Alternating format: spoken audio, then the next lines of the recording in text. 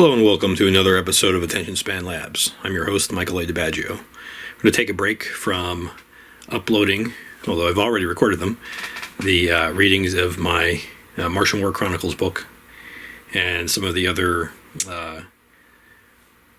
weird fiction, alternate history, superhero action adventure stuff, to show you some minis that I got or that I have, that I think would be appropriate for the full car slant of a War Transformed. Now, I did review this game previously. This is the full title is A War Transformed, World War I on the Doggerland Front. You can check out the video in my list. I'll put it at the end. So you can click on it very, very simply. This is written by Freddie Silburn Slater. Frederick, I don't know him, but he calls himself Freddy in the back, so I guess I can call him that. And it's published by Osprey Games. It just recently came out. I'm not sure if the book is actually released yet in the U.S. I got a copy from Britain. Anyway, so obviously you'll need World War I style miniatures, and you can kit bash them. Kit bashing is encouraged, of course, in the game. It makes sense, giving the alternate weird history setting of it. But let's talk about some minis I have here, which I think could possibly be interesting, because I think maybe your general like D&D monsters wouldn't fit quite well in here. Some of them would, but maybe not. But anyway, just a couple selection. Most of these are not painted. Only two of them I have are painted. Some of them aren't even primed. But let's take a look at this one. I don't know if you saw this one before. This is a Horned Serpent from Crucible Crush Miniatures. It's a multi-part pewter. I bought it from Crucible Crush when they were at Historicon in 2022. Do we get a zoom on there? There we go. Very cool miniature, nice texture, easy to paint. This is from their American Indian pre-Columbian war game. I forget what it's called.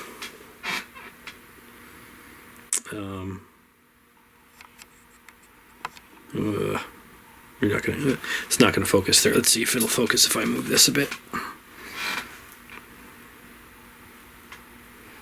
Maybe not.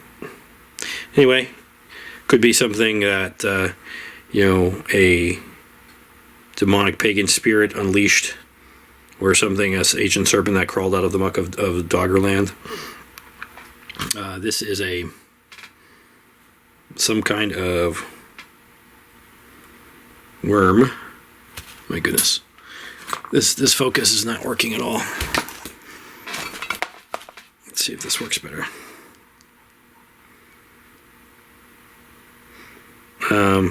This is from Reaper Miniatures. It's intended to be glossy. It was so slimy. I think it's like a Mongolian deathworm or something like that.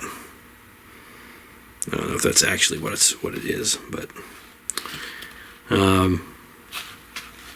again, another thing that those giant worms that crawl out of the muck at the bottom of the seafloor, which is now exposed.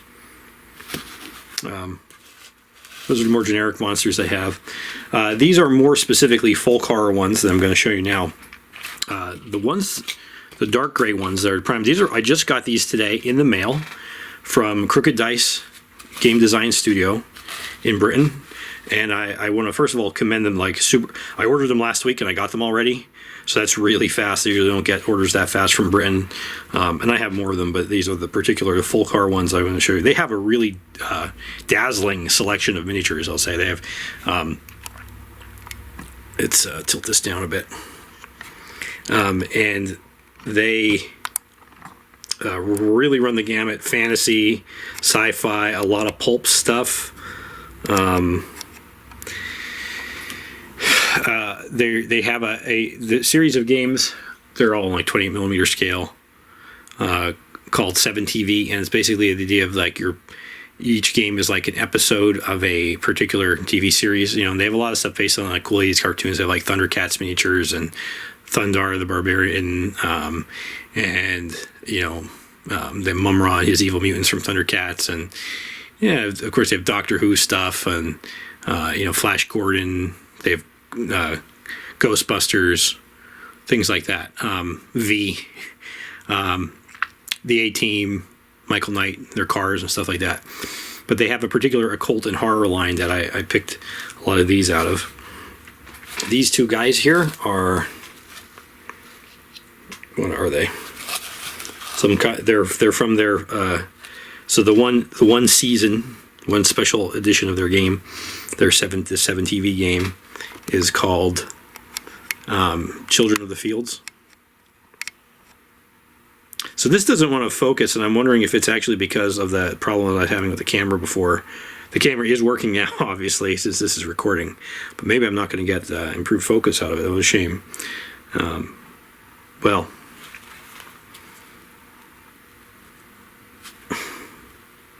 yeah, these are kind of like really spindly,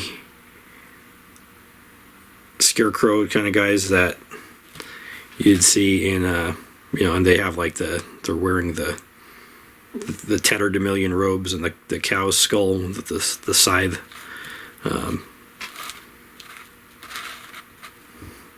Children of the Field is obviously inspired by things like horror films like it's definitely a folk horror thing like Children of the Corn and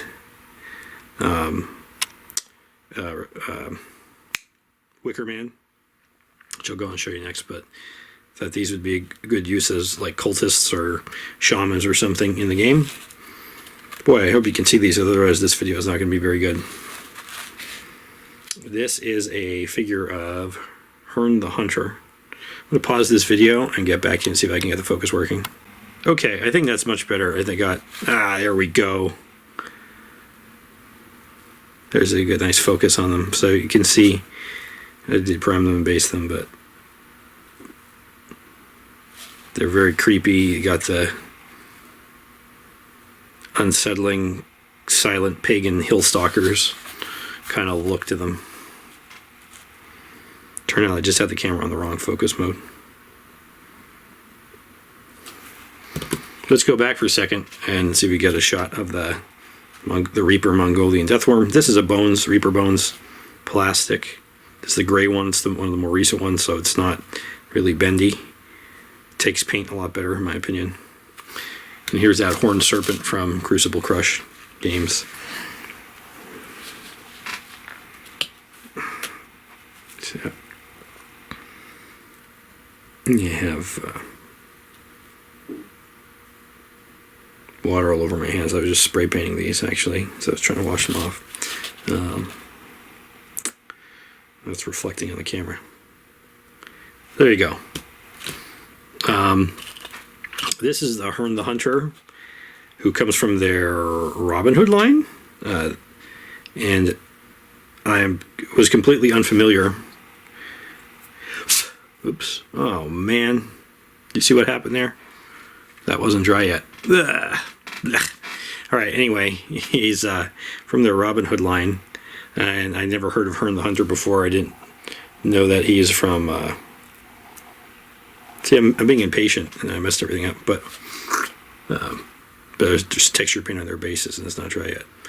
So he's not really a Robin Hood character. He is holding an arrow there. I've never even heard of him before. Apparently was introduced by that name in the Merry Wives of Windsor. Does that have that right? Shakespeare play. One of Shakespeare's plays that I've never read. But yeah, you see why I picked him for the full horror aspect. He's wearing the giant. He has like kind of the Knights of Knee look with the giant animal head. And I'll paint these up in another video so you can see them, but this will just be a quick video. Looks like an ominous pagan shaman cultist thing there. All right. Now, this is the one I just messed up with. That's all right. When it dries, it'll be okay. This is the Haystack Man. There you go. Great textures on him. He's also from their Children of the Fields line, obviously based on something like the Wicker Man. Actually, at the Renaissance Fair I used to go to, they'd built things like him. But he's supposed to be just a statue, But of course he comes to life. Perfect for weird, like a folk horror any kind of full card game. This will also be good for Silver Bayonet, Verrotwood, something like that. But this is, but something animated, totem, sentinel golem thing to keep watch of soldiers on the battlefield. Really like this one. And here is this. This is less folk horror and more just sort of general sci-fi mutant horror. I think he's called The Weed. Again, he's from their 7TV line of miniatures. He reminds me a lot of Tendril from Inhumanoids, if you were a fan of that series as a kid, as I was. One of the great Hasbro toy lines, which they continue to neglect, not bring back, but hold the rights to. I think, why is he particularly appropriate to a War Transformed? Well, if you're familiar with comics, the Golden Age comics, particularly the Airboy comics, he might remind you of the Heap. And the origin of the Heap was that he was a World War I German fighter pilot who was shot down. He crashed into a swamp, but he was so filled with, a devotion, whatever he was trying to do, I forget. But his spirit was unquiet, and he kind of merged with the detritus and the growth of the swamp, and he became this muck monster who later went on to fight Airboy. He became, he was the this is the 1940s, so this is 30 years before Swamp Thing or Man Thing, but very similar to those characters in the public domain now. A version of the Heap is used in Spawn and stuff like that. But anyway, yeah, he could be your Heap miniature or something like that. Or something raised from the depths, from the mud. Some kind of aspect of these out of control earth forces. These fey spirits that are animating plants and so forth. Okay. This next batch, these are 4 of the same figure and then one other figure. They are from the larger than 28 millimeter Solomon Kane. It's like a board game and miniature game, but it's mostly meant to be played on a board, one of those games. I forget who makes it. Is it Come On? Is it Cool Mini or not? I'm not sure. But a bunch of these were on discount, and these all of these figures, these particular ones, I think, are from the North America set. So this is the Devil. If you know who Solomon Kane is, he's a Robert E. Howard character, like Conan, except that he's a 17th century Puritan explorer adventurer who fights like vampires and monsters and demons, and very much in the Conan vein, but in a different time period. Anyway, these are bigger, but whatever, they're monsters, they could be bigger, and this would be a great demonic character summoned on the battlefield, or a shaman dressed as that, some stilts or something. Again, great detail on these figures. I got them for a discount. It was like $10 for a much larger set than these, with a bunch of other, this came with like a bunch of Indians and things like that. Yeah. That was the North America one. That was with the Roanoke colony and Salem, which were not at all in the same time period. But Solomon Kane goes to them both. So this one, and these 4 are all the same. These are Wendigos. They also come from that time period. Now, I think Wendigos are particularly appropriate World War I if their units are isolated and they're low on supplies, as they are. Maybe they start eating the dead, eating each other. They turn into Wendigos or ghouls. Or maybe they're brought over from Canada and some of the Canadian Indian auxiliaries or something like that. They have tails, and they're kind of like, they're furry, but they're very gaunt. Their bones are showing through. They're always ravenously hungry. I guess they don't really look like it, but they could also be Baycock or Puguk, which was like another Indian thing, which would even be more appropriate, I think, for a War Transformed. They were revenants who attacked great warriors and tried to eat their livers, and then they would, if they defeated the warrior, they would eat their liver and replace their liver with a sewn up bag of rocks, so that they would eventually die a painful, horrible death later when they woke up. But they're like, they're these undead skeletal things that track warriors, which you could use these for that too, though I don't think they quite fit the bill. Yeah, and now I'm looking across my table. Now I got 2 more, which I've painted.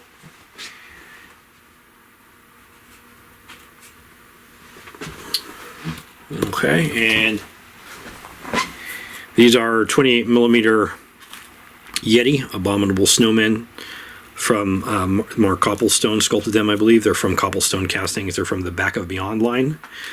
And I got them, I think you can get them on North Star Military Figures online. I got them at a convention. They sell them like with the Frostgrave. And now, one thing I'm warning about these figures, I think I talked about it before, they seem to be anatomically correct. One of them is male, one of them is female. Unless that's just a bit of flashing underneath their hair tuft. So yeah, these could be, they could be exactly what I said they were, Yeti, or they're you know, some ancient troglodyte that has come back to life for the transformation of the world after the asteroid impact. All right, so I just wanted to give that. I thought you might find that useful because, you know, a lot of people say to me, and I actually find it quite annoying. They're like, "Oh, where do you get these cool miniatures?" I'm like, man, there's people who say it to me are almost always Games Workshop obsessives, and they've never even looked at, and they have like an aversion to anything that doesn't come from that doesn't cost them their entire paycheck. But there's a lot of other really good miniatures out there from different companies, and then if you get into 3D printing, there's great sculpts out there. So expand your horizons a little bit. Don't be afraid to try new things. I definitely recommend you check out the 7TV, huge dazzling line of miniatures of all types from Crooked Dice Design Studios. I'll put the link on the bottom of the page. And these are great. They came really fast. As I said, they had no flashing. They had no almost no mold lines, which, and these are pewter, right? So that almost never happens. These were sharp, and they're excellent detail. I'm gonna paint them up. I'll show them to you again. What else I'm gonna show you? Well, I'm running 2 games at the convention, on one on November 3rd and one on November 4th. The convention is called Fall In. I'm running 2 Weird World War II games, set in my Pellucidar, my German Pellucidar Inner World alternate. It actually starts with an alternate World War I, and then goes into this alternate completely different World War II. But anyway, I'm running 2 scenarios there. I ran one last year, a different game with the giant ants. So I'm running 2. On the Friday, I'm running a refight of the Battle of Roswell, New Mexico, in 1947. The scenario is called Little Gruen Men, and basically a German UFO crash lands near the Roswell Army Air Force Base, and the Germans are trying to recover the pilots and blow it up while the Americans are trying to capture that technology. This is one of the things I just finished. If it looks a little rough, it's because it's, again, FDM 3D printed. I have something I want to try with the canopy by curing liquid resin on it. But this is an FA a Foca Angelis 223. Did I have that right? Yeah, something like that. Draki. This is the first production helicopter. This is a German helicopter. So this is going to be used in the games. This was an FDM print. Got it on Thingiverse. I want to say it was Wyndham Graves who made it. I'll try and find the link. But yeah, I had it for a long time. I just painted it up. Tried to give like a reflecting the sky effect on the canopy, which otherwise was just solid. So anyway, that's the first game I'm running. This is probably appear in that one. Unfortunately, that game is sold out right now. All the player slots I have for that are filled.